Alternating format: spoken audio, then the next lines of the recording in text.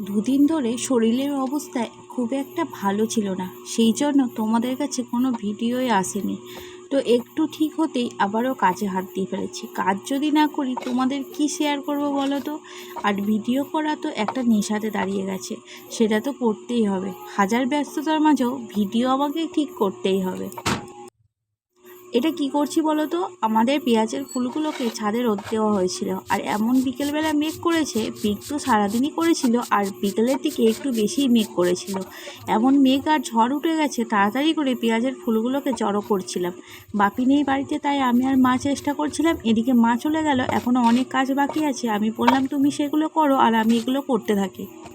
খুব একটা চাপের কাজ নয়, আমি ধীরে ধীরে ঠিকই করে নিতে পারতাম। দেখো, আমার কথা বলতে বলতে কাজটা প্রায় শেষের দিকে হয়ে গেছে। আমার সব ফুলগুলোকে জড়ো করা হয়ে গেছে। আমি গুছিয়ে ঝাড় দিয়ে নিচ্ছি। মেঘ করে আছে, হাওয়া দিচ্ছে ঠিকই, কিন্তু গরমও কম না। আমি কাজ করতে করতে পুরো হাঁপিয়ে উঠেছিলাম। দেখো, আর এত পরিমাণে ধুলো উঠছে, মাথায় গামছা দিয়ে কাজ করছিলাম, তাতেও গরম লাগছিল। তার জন্য মাথায় গামছা খুলে এবার ঝাড় দিয়ে নিচ্ছি।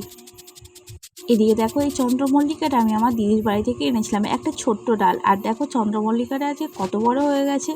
এবার আমার ঝাড় দেওয়া কমপ্লিট হয়ে গেছে। আর দেখতে পাচ্ছ এত জোরে হাওয়া দিচ্ছে। আমি কিন্তু এবার তিরপলটা নিয়ে চলে এসেছি এটাকে ঢাকা দেবো বলে। এটাকে একা একা ঢাকা দেওয়া কিন্তু মুশকিল হয়ে পড়ছিল। আমি কিন্তু একা একাই ঢাকা দিচ্ছিলাম। এটা পুরোটাকে ছড়িয়ে নিয়ে এবার আমি এটাকে ঢাকা দিয়ে নিলাম। এবার উড়ে যাবে বলে এখানে চারটি বাঁশগুলো ছিল, সেই বাঁশগুলোকেই আমি দিয়ে নিলাম। আমার আগের একটা ভিডিওতে দাদাভাই কমেন্ট করেছে, খুব খুব সুন্দর হয়েছে দিদিভাই ভিডিওটা, দারুণ দারুণ। থ্যাংক ইউ সো মাচ দাদাভাই, এইভাবে পাশে থাকার জন্য, সাপোর্ট করার জন্য।